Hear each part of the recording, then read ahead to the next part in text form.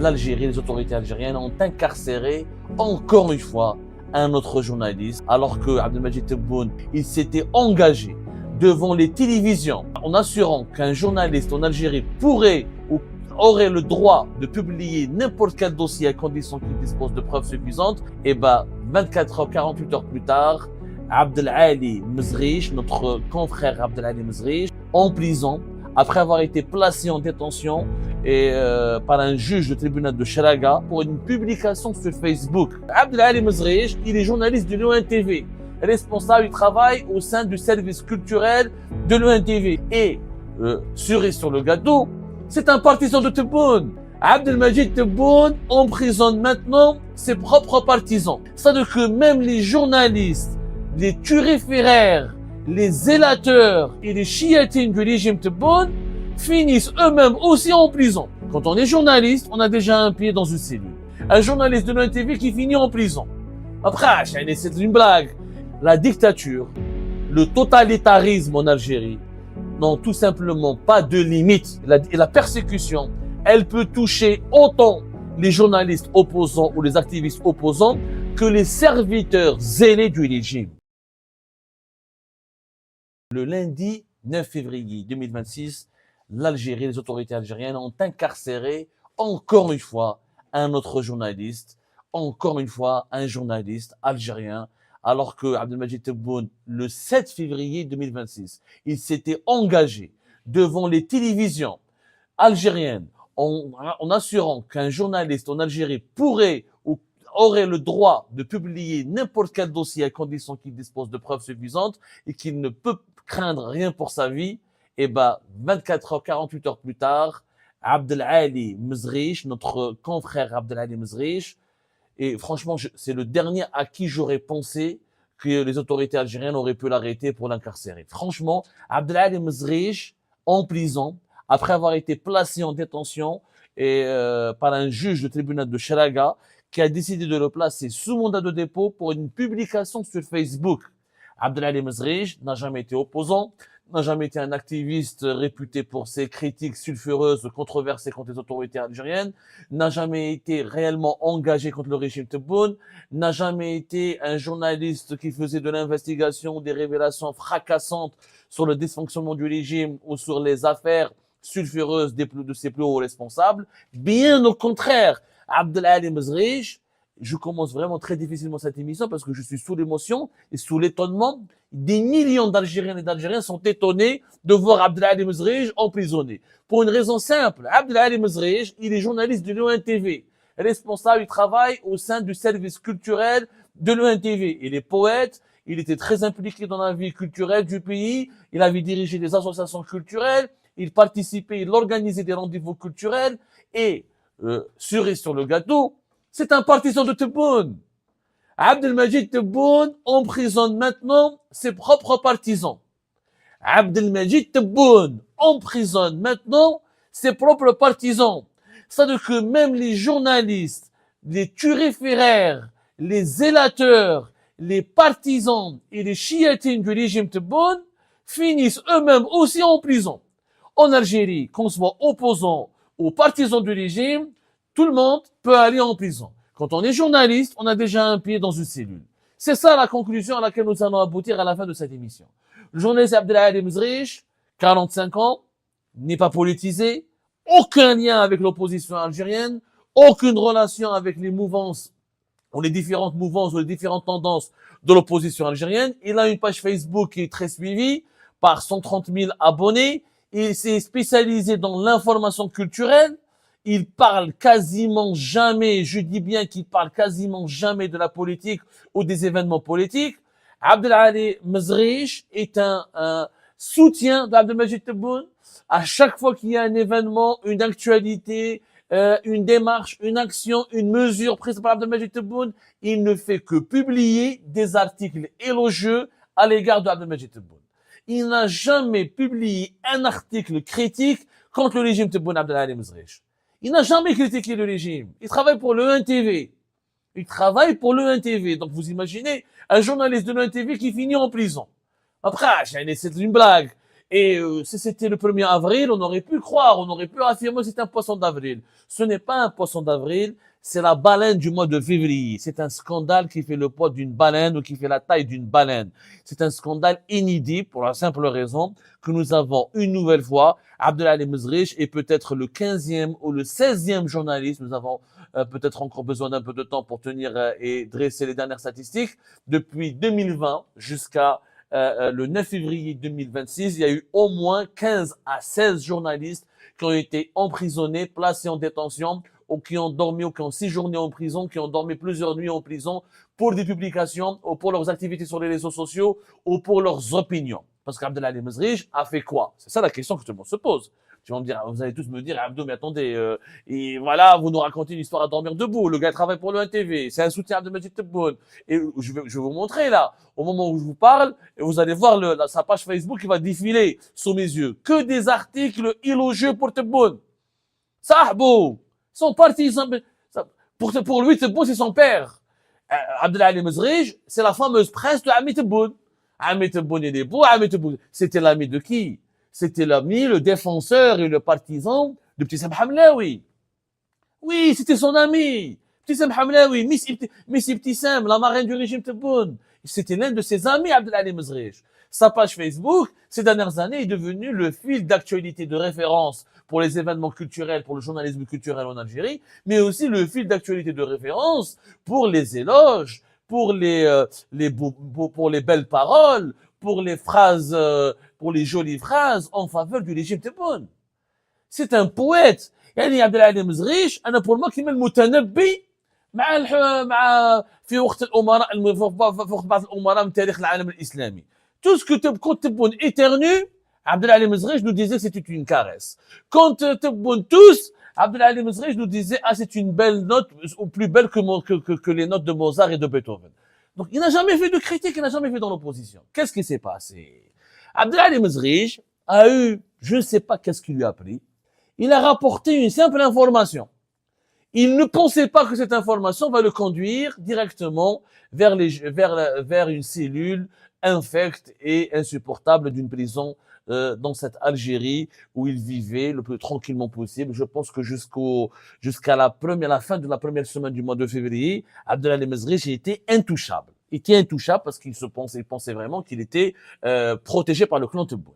Cette information qu'il avait publiée sur sa page Facebook, suivie par plus de 130 000 abonnés, concerne des événements qui se sont déroulés à Janet et dont personne n'a parlé en Algérie. Abdelali Mezrich, il a raconté comment l'ancien chef du gouvernement, Abdelaziz Belkhadem, s'était déplacé à la fin du mois de janvier 2025 pour faire une médiation entre les autorités locales et les notables et les sages de la région de Janet, qui était la région de Janet, qui était à la fin du mois de janvier 2026, exactement, janvier 2026, était ébranlée ou était perturbée, voire même, je dirais même, bouleversée par des rassemblements, par des manifestations de colère de la population locale. Pourquoi?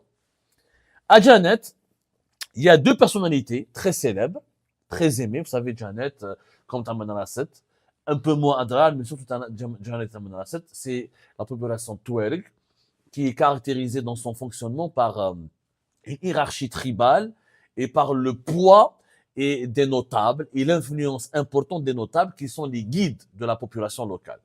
Les représentants de la population Touareg, qui sont ou des personnalités publiques, mais aussi souvent ils ont été élus au sein du Sénat ou ils ont été élus comme députés, et ce sont les interlocuteurs du gouvernement d'Alger ou du gouvernement algérien en ce qui concerne la gestion des affaires locales de la communauté touareg, qui est quand même importante, qui compte quand même plusieurs centaines de milliers de personnes qui résident et qui habitent le territoire algérien. Et Janet est l'un des lieux les plus importants qui accueillent de la population touareg en Algérie. C'est l'un des centres même l'un des centres vivants de la population touareg en Algérie.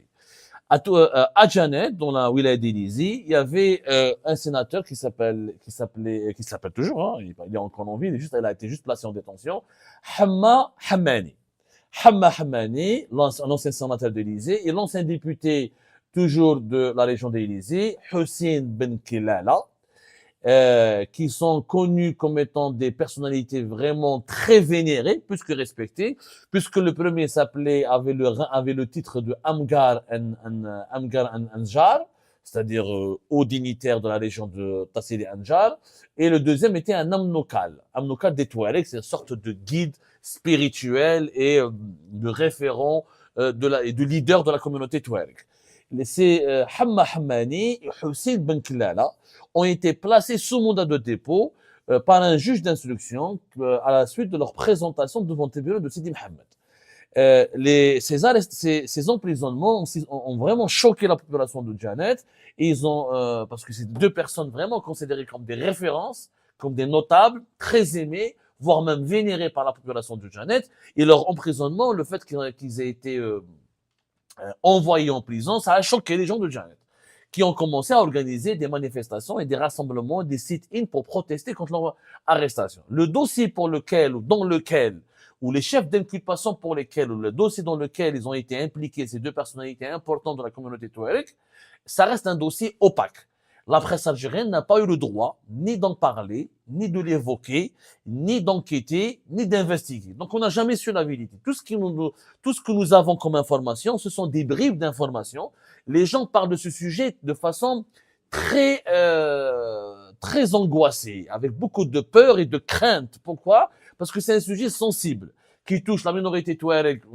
Déjà, c'est un sujet sensible au moment où le régime Tebboune a sacralisé l'unité nationale et toute parole ou toute mauvaise interprétation, ou toute information qui dérange ou qui ne plaît pas au régime Tebboune, elle peut être considérée comme une attaque, comme une offense ou une menace contre l'unité nationale.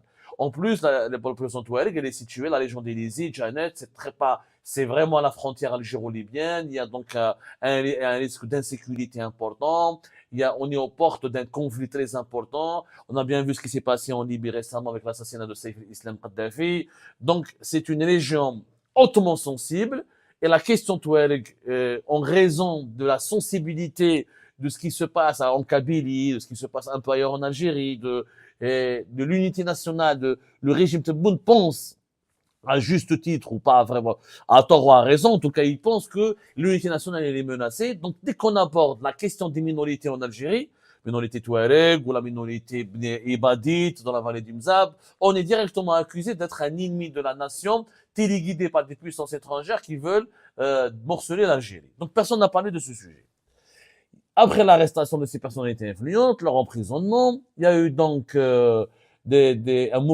très grand mouvement de colère. Les autorités locales ont pris peur.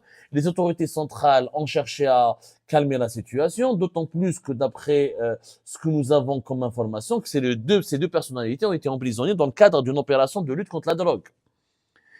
De la cocaïne aurait été retrouvée chez certaines connaissances de ces deux personnalités, en plus de certaines grosses sommes d'argent en liquide, et les services de sécurité auraient impliqué donc cet ancien sénateur Hamma Hammani et Hussein Ben Klala dans le cadre du démantèlement d'un réseau de trafic de drogue. On parle de cocaïne et d'argent. Est-ce que c'est vrai? Est-ce que c'est pas vrai? Je vais être tout à fait honnête avec vous. Je n'ai pas eu l'occasion ni la possibilité de confirmer les informations qui circulent à propos de ce dossier. Mais bon, deux grandes personnalités nationales de la communauté touareg, pourquoi elles auraient eu besoin de faire du trafic de drogue alors qu'elles avaient suffisamment d'influence sur leur communauté, elles avaient suffisamment de notoriété, elles avaient fréquenté les hautes sphères du pouvoir. Ça paraît troublant, ça mérite une enquête, ça mérite des vérifications. En attendant, les autorités judiciaires algériennes ont décidé de les emprisonner et de les inculper dans le cadre d'une enquête sur du trafic de drogue ou sur une contrebande de drogue et trafic de stupéfiants, argent sale, enfin association de malfaiteurs en quelque sorte. Donc la population de Janet, elle s'est révoltée. Elle estime que ces deux représentants, ces deux notables n'ont pas été jugées, il n'y a pas de preuves contre elles ont été injustement ou arbitrairement emprisonnées et que leur présomption d'innocence a été violée.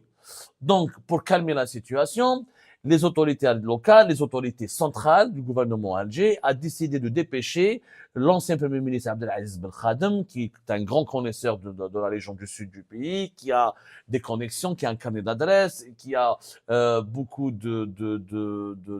de relais dans la région pour faire l'émissaire et pour faire pour assurer la médiation entre les habitants en colère, les manifestants en colère et les autorités locales de la région de Janet. Il y a eu donc une tentative de calmer la rue en dépêchant sur place Abdelaziz Ben Khadem en sa qualité d'ancien Premier ministre, d'ancien secrétaire général du FNN et d'un fin connaisseur de la région du sud du pays et surtout qui parle très très bien arabe et il maîtrise les codes culturels et les us et les coutumes de la région. Lui qui est originaire davantage de la Rouate et de Flou, mais il a une très grande connaissance du sud de l'Algérie, de l'extrême sud. Qu'est-ce qui s'est passé? Parallèlement à cette médiation, des personnalités locales de la région de Janet ont lancé des appels au calme.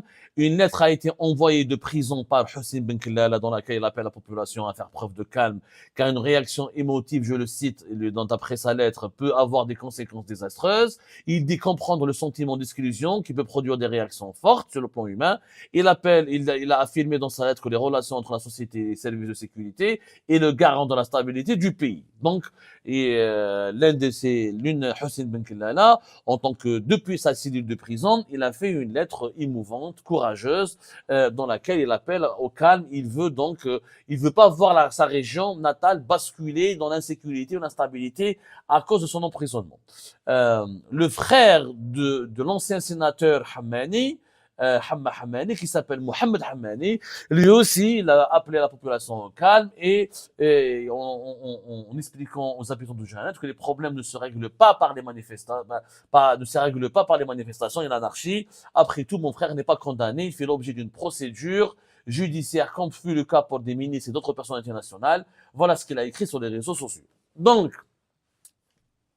dans cette région frontalière aux confins du Niger et de la Libye, extrêmement sensible, vu que la région de Janet, il y a une présence militaire importante, on n'est pas très loin on est à Élizy, pas très loin des sites gaziers de Ain Amenaz et de Digentorin, pas très loin de la frontière de la Libye et du Niger. Donc, il y a un dispositif sécuritaire et militaire important. C'est dans ce contexte-là que notre confrère, le journaliste Abdelali Mezrich, a publié cette information. Il a dit exactement ce que je suis en train de vous raconter. Il n'a même pas il n'a rien rajouté de plus. Il n'a pas rajouté des mots. Non, pas du tout. Il n'a rien raconté de spécial. Il a juste dit, voilà, Abdelaziz Ben Khadem est parti à la fin du mois de janvier 2026 pour faire une mission de médiation entre la population de Janet et les autorités du Janet afin de ramener le calme dans la région. Il n'a pas fait de critique. Encore une fois, Abdelali Mezrich n'est pas un journaliste engagé. Ce n'est pas un journaliste indépendant. Ce n'est pas une voix dissidente. Ce n'est pas une voix critique. Rien que pour ça, juste pour avoir partagé cette information sur sa page Facebook, où il a relaté la colère populaire suscitée par l'emprisonnement de personnalités locales à Janet dans le sud du pays, il a été rapidement arrêté par les services secrets. Par les services secrets. Excusez du peu. C'est même pas la police, c'est la DGS, c'est la Direction Générale de la Sécurité Intérieure qui a été instruite par la présidence de la République de procéder à l'arrestation, à l'interpellation de Abdelali Mezrich, qui a été placé en garde à vue avant d'être présenté devant le tribunal de Chalaga pour être par la suite emprisonné et placé sous mandat de dépôt. Tout cela est à cause de qui? Il y a la présidente de la République, un conseiller qui s'appelle Abdellatif Belkaïm. Monsieur Abdellatif Belkaïm, il est appelé à Alger, monsieur capture et d'écran. Monsieur capture d'écran. C'est-à-dire Abdellatif Belkaïm, normalement il est chargé de mission à la présidence, il a un passeport diplomatique, il est conseiller, il a des avantages, des privilèges, et normalement il a du pain sur la planche, il a beaucoup de travail. Normalement, s'occuper des réseaux sociaux, c'est pas vraiment sa mission. Il ne travaille pas pour la direction générale de la communication. Il travaille au niveau de la présidence de la République, il travaille entre le secrétaire particulier de Tebboune et la direction générale. Il travaille même au niveau du cabinet de Tebboune. Hada Abdellatif Belkaïm, il a une très grande proximité avec Abdelmajid Tebboune, avant même depuis que Tebboune est ministre de l'Habitat en 2012. Ils se connaissent très bien, Abdelmajid Tebboune l'apprécie, et Abdellatif Belkaïm est l'ami des enfants d'Abdelmajid Tebboune, notamment de Mohamed Tebboune, qui est le fils influent et le fils le plus proche et enfin, le bras droit de Tebboune, dans la famille Tebboune. C'est le fiston le plus proche de son père, on va dire, qui a des liens le plus forts avec son père. Donc, Abdel Belkaïm, il a accès quotidiennement à Abdelmajid Tebboune, et Abdelmajid Tebboune lui tend une oreille attentive, et il écoute ses conseils et ses recommandations. Abdel Latif Belkaïm, qu'est-ce qu'il fait? Pourquoi on l'appelle Monsieur Capture d'écran? À chaque fois qu'il veut créer un problème à un journaliste, qu'il veut, pardonnez-moi le terme, foutre la merde et provoquer l'arrestation ou l'emprisonnement d'un journaliste, ou pour inciter Abdelmajid Tebboune à prendre une décision, une sanction contre un média ou contre un organe ou contre un membre d'un média ou contre une personnalité médiatique, il fait des captures d'écran sur ce que les journalistes et les personnalités politiques et publiques et médiatiques publient sur les réseaux sociaux. Il utilise ces captures d'écran pour les introduire et les poser sur le bureau de Tebboune, et il demande au président de la République de sévir ou de prendre des sanctions ou d'intervenir pour punir ces journalistes ou ces personnalités publiques et médiatiques qui auraient osé dépasser les lignes rouges ou qui auraient outrepassé certaines lignes rouges, ou qui auraient commis des dérives et des dérapages, et pour menacer la paix ou la stabilité du pays, ou pour porter préjudice à l'image du président, ou pour troubler l'ordre public. Donc, Monsieur Capture d'écran, plutôt, Abdel Latif Belkaïm, c'est pas la première fois qu'il le fait. Il l'a fait avec Abdelwakil Blam. Il l'a fait avec pas mal de personnalités publiques et pas mal de personnalités médiatiques. Et même nous, d'ailleurs nous les opposants à l'étranger, Abdel Latif Belkaïm, c'est lui qui nous surveille, et c'est lui qui fait les comptes rendus à Abdelmajid Tebboune de ce que nous disons.